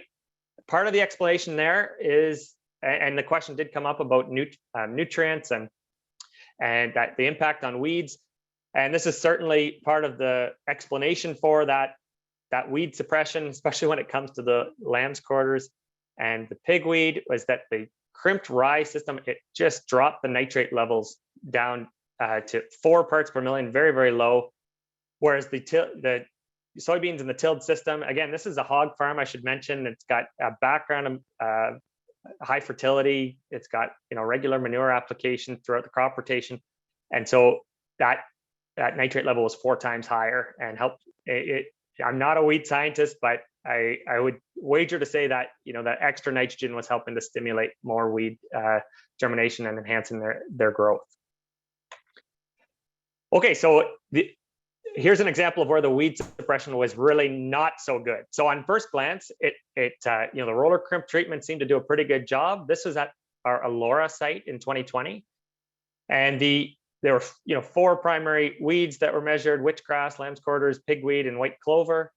You can see that the roller crimp treatment again did an excellent job of lowering the weed density of witchgrass. But if you look at the y-axis and those numbers in terms of plants per meter square, you can see it took the density down from 425 plants per meter square down to just under 100. But that's still just close to 100 plants per meter squared. And so it did a good job, but it certainly did not do a good enough job at this site. And you can see this is one of our small plot sites at the Elora Research Station.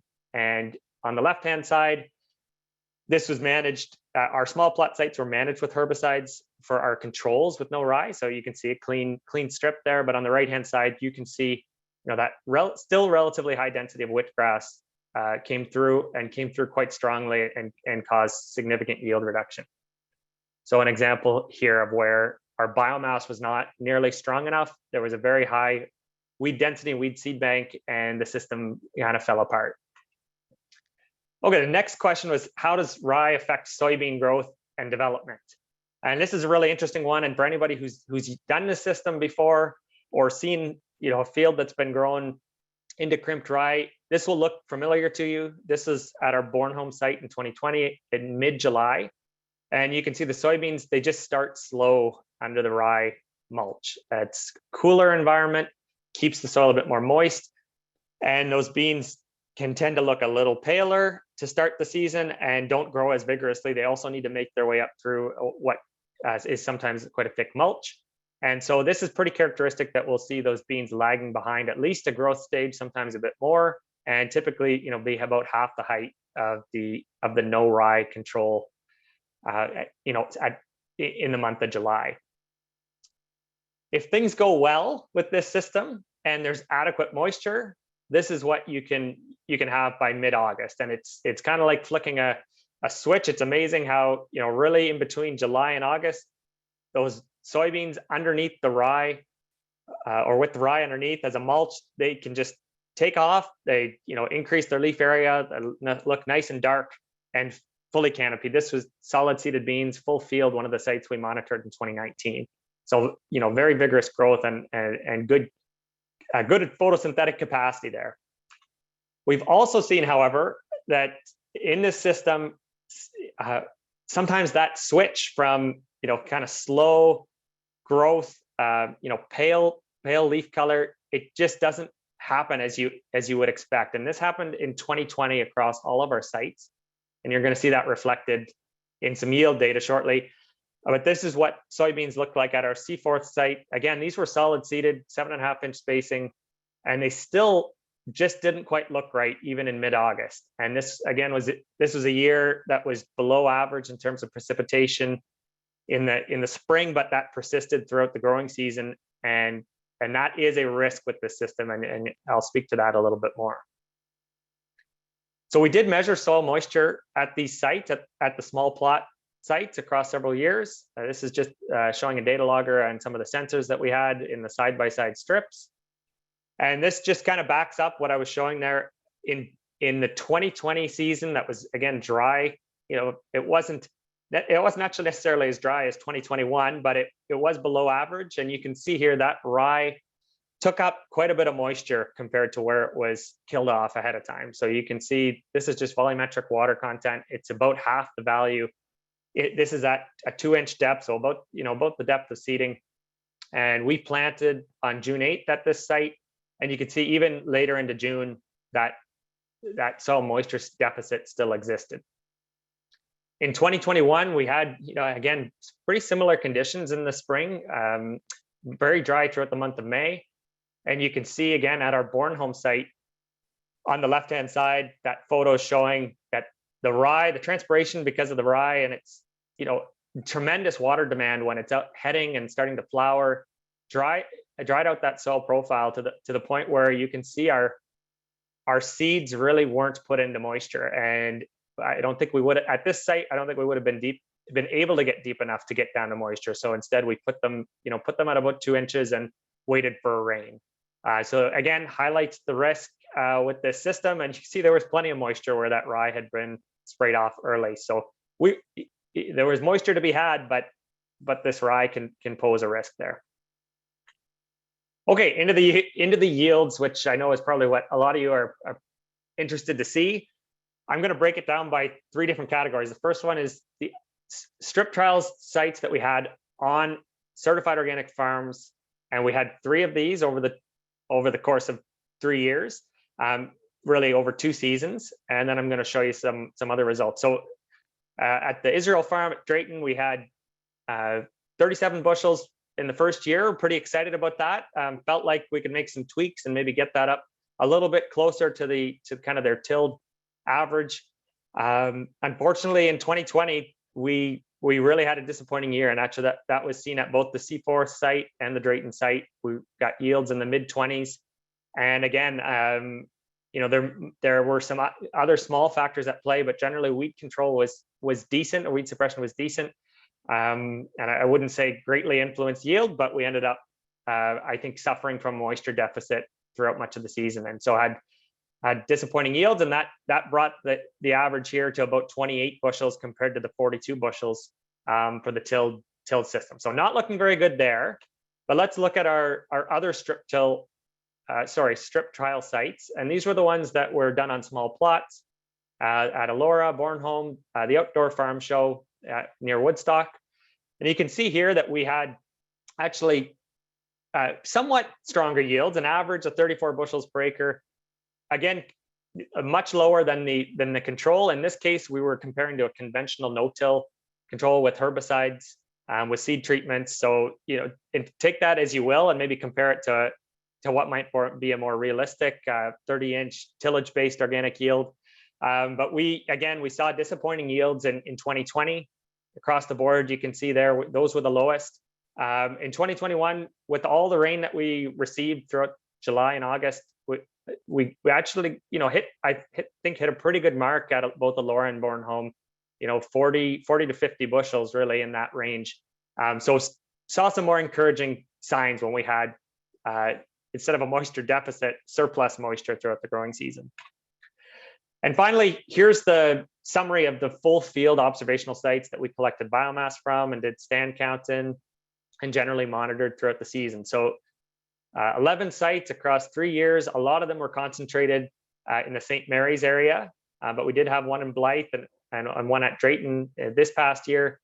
And you can see here that, again, similar to the last slide, an average yield of 39 bushels per acre across 3 seasons. Organic yields across these sites, certainly there was not necessarily what we call ideal weed suppression across all sites. And that did come into play in a number of the yields. But on the whole, fairly successful soybean crops. And then this is on, generally on 40 acres or 80 acre fields, 100 acre fields. So, large scale, relatively successful. But again, I'll point out the one kind of exception to that. And the grower here is and we hopefully will have a chance to maybe hear from him, Morris Vandewall, who's been doing this on a large scale over multiple years. Started, I think, Morris, in, I believe, if I'm right, in 2017 or maybe earlier. And the 2020 yields were the ones that kind of the outliers for him. And again, at least from my perspective, the moisture deficit in that year stunted those beans and highlighted what, to me is a risk. And also we got hit with an early frost, and in Morris's case, he lost the top end of his yield because of an early frost in that year too. So 39 bushels, if you take away the 0 yield that we had at the Blythe site, where there was a lot of, I guess I'd call kind of a big steep learning curve, and a site that had quite a bit of weed pressure and ended up not being harvested, you bring that average down to 35. So what did we learn from all these sites, all these observations and measurements across the past 3 seasons? And when I say we, myself, but all the cooperators who took part, I'm going to share kind of 3 or 4 lessons here that we've taken away from it and plan to use going forward. The first lesson is select your fields carefully. I really don't. We just heard from Dr. Gallant about weed seed banks and how they differ across farms, but also differ within a farm operation across different fields. And I'd say this is not a system to try right away on your weediest field, and especially not on your fields that necessarily have the highest perennial pressure. For example, you can see Canada thistle in this no-till field on the right-hand side.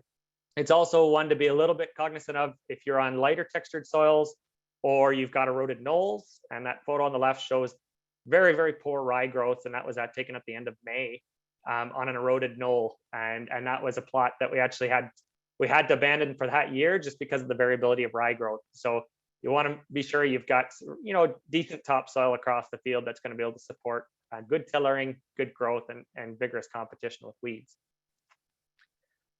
Next lesson, and this is probably next to picking a reasonable field, this is the biggest one, at least that I've taken away, is that to have success with this system, seeding rye early is the biggest thing that you can do, most important. This is a graph that just shows the biomass at crimping relative to the seeding date. And most of these sites were seeded at either 100 pounds or 170 pounds per acre of rye. Depending on seeding date, if you're going very late, you might want to go higher in that range. But generally, we didn't find a difference in terms of seeding rate, but seeding date is just absolutely critical. So we generally got a reasonable biomass if we seeded before September 22nd. After that date, it was all pretty marginal and close to that 4,000 pounds. So not where we want to be and not competitive enough with weeds. If you could seed even earlier in September, that would be better, and that promotes really good tillering. So here's just a visual example. This was at the Drayton site where the rye was seeded on September 20th. There's good fertility in that field too, which certainly helped with tillering. But that's compared on the right-hand side with the small plot we had at Elora, which was seeded on October 2nd. And you can see, it's not a bad stand if it was a regular cover crop, but it's not nearly good enough and not nearly competitive enough if you want it to be competing with weeds and not only inhibiting germination, but it struggled both in inhibiting germination and in competing with any weeds that were able to come up through. There's just too much sunlight coming through. Third lesson was to seed soybeans at a high rate, and this isn't new news for those who've followed some of the research on this system from the US, but we conducted our own trials this past season.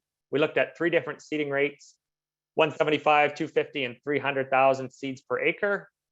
And here's what we found. So at Bornholm, this was planted at 15-inch spacing using a planter that was well equipped for this system. And we saw a statistically significant improvement in yield at every step of increased seeding rate, to the point where we yielded 54 bushels at that 300,000 seeds per acre rate.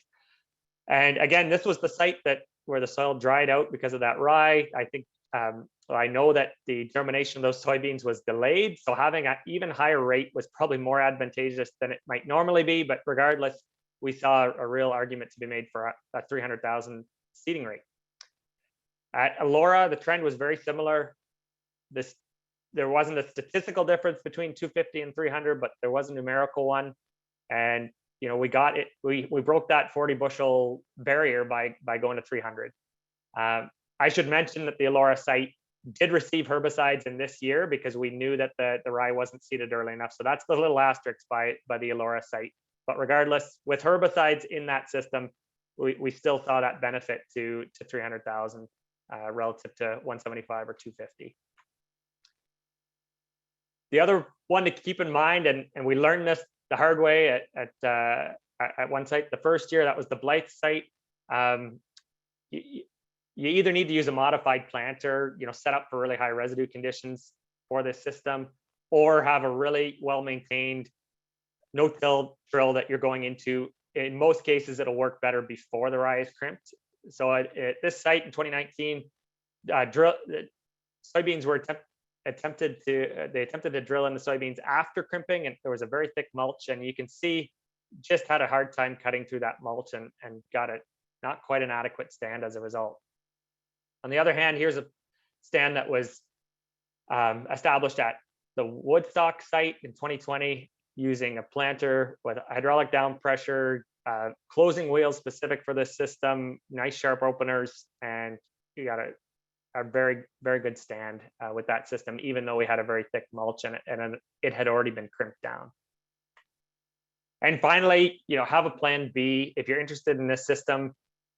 I really feel that it's all about soil moisture with this, and if you get into dry spring conditions, you're going to have challenges attaining, I think, what you probably consider, at least I would consider, acceptable yields. So they found at Cornell with this system as well that yields in organic no-till suffer when they get drier than average springtime, right around that time before and after crimping.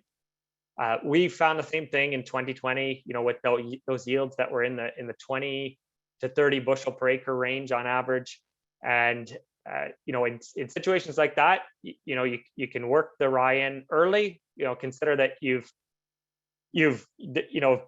done a good job having a competitive effect on weeds up to that point, and go back to your tillage-based system, or as Brett Israel at our Drayton site did in 2021, and he's talked about this now at a number of different events. He had a large portion of a field that he took off the rye for feed. He then did a high-speed disc pass, seeded beans, and in his case actually did solid seeding of soybeans at quite a high rate, and achieved really, really strong yields in that case. So I know he's particularly keen on that system. And with that system, if you have a use for feed, you're getting value out of that feed even before the beans go in. So a nice double cropping option as a plan B. So just to wrap up, these are my views to this point, and the project is formally finished, though we won't stop kind of investigating and following along with cooperators and with the system and people who are going to be still doing it. But in my view, it certainly can be done in Ontario. I think we've proven that, but challenges remain. And I think the biggest thing is, being adaptable, using adaptive management based on what kind of stand of rye you have, based on what the spring conditions bring. If you're interested in this, I think it's a really exciting system. Still got some kinks to be worked out. I really recommend trial it on a small basis and start by following the best practices, which is seeding rye early, seeding rye thick, and using the right equipment and a high seeding rate for soybeans. We've got a couple of project crimpers that could be made available for loan from Ontario Soil and Crop Improvement Association this coming spring. So you can feel free to reach out to me if you might be interested in one. And I think the next steps to look at are looking at some earlier maturing varieties of rye, which one of the cooperators, Morris, has already started doing and has grown out some of his own. And then identifying, I think what we've seen is there are some better crops to precede the rye than others, and that's something to look at as well.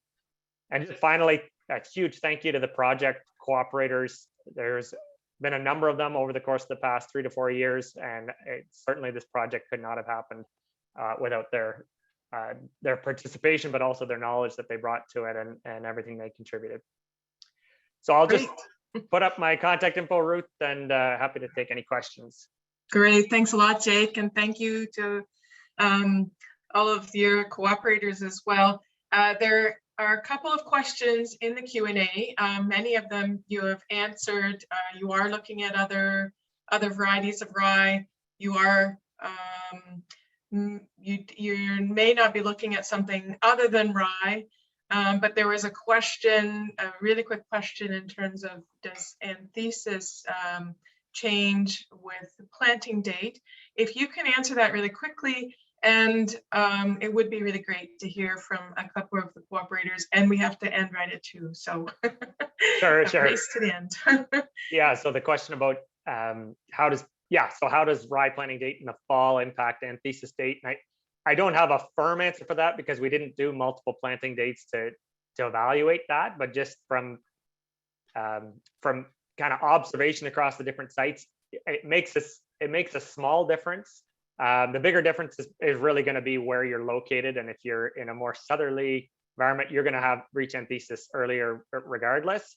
But yeah, if you can get that rye seeded earlier, say in early September, my guess would be that it might make a day or 2 difference in terms of anthesis, but it's not going to make days and days difference. Okay, good. Can you maybe talk to a couple of your cooperators just very quickly? I think Morris has he has hosting. There he is. Hi, Morris. Hey, how's it going? It's great, and it's good to see this come to this point after a number of years. So, yeah, just your particular observations at your end. Yeah, I guess over the years I've been excited to be part of the program. Jake I feel happy that he's shown confidence in my my work that I've been doing, and I've been happy to contribute. Just thought I'd add that. But anyways, I guess from my perspective, I looked at it back in 2016, I think, when I first investigated, and it's like, this makes too much sense for me not to jump in with both feet, because of our land base allows me to spread out my workload, number one, and number two, it maybe just as important, if not the most important, is soil health perspective. I'm willing to take a hit on yield in regards to all of this, but at the end of the day, it's a whole farm approach, and how I can manage my time and soil preservation, and obviously we need to be profitable at the end of the year. So yeah, that's all part of it. That's great, Morris. And I know when we've talked before, you've talked about the quality of life. You're spending a lot less time in that field with less passes of cultivation. So on the economic side, maybe as an overall, does that change in yield? Is it offset by the cost of your cultivation, your cost of the cultivation and being in the field versus perhaps a little bit lower yield? Do they balance out? Well, I would have to say this year it's been quite a discrepancy because of the price of the soybeans, so that plays a huge factor. But at the end of the day, it's still, for me, it allows me to get over a larger land base. So yeah, no, I'm still forging ahead. We usually do anywhere from 150 to 250 acres a year with this approach. And we've had variable successes anywhere from 33 all the way up to 50. So I'm hoping with the price of soybeans that we can get closer to that 50 bushel range, but every year's a challenge. And like Jake pointed out, I'm growing an earlier variety of rye because I think part of the success is to getting the soybeans planted earlier, and hopefully trying to grab some of that spring moisture and getting the soybeans off to a better start. Oh, good. And one more question before we close. You get the last word, Morris. So we've looked at the impact of the rye and the soybeans. What happens the year after you've had the roll down rye in terms of soil health, and what happens with that subsequent crop?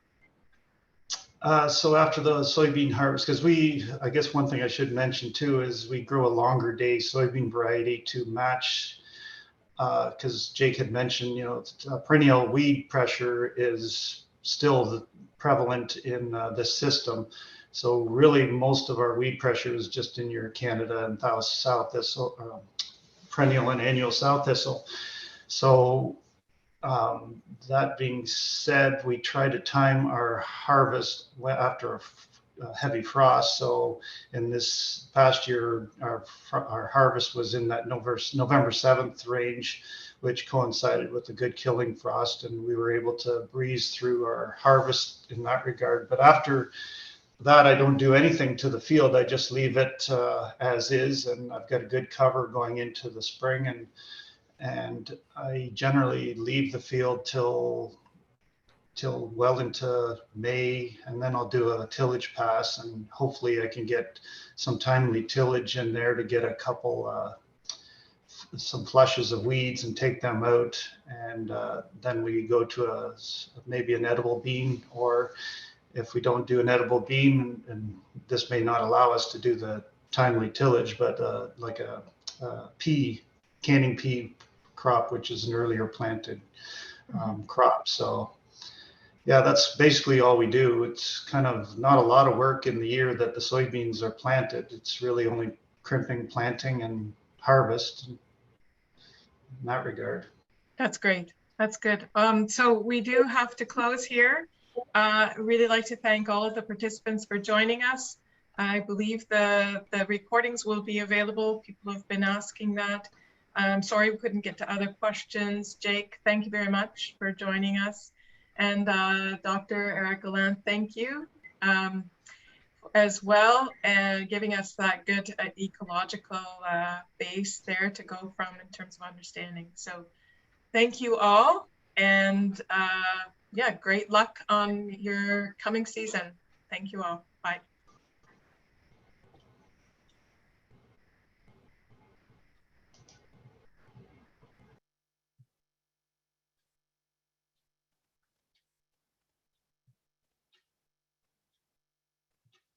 We're good, Davis? Yeah, we're good. Great, thanks. Thank you. I'm going to end this session now. Great. Thanks a lot. Bye. Bye. Bye.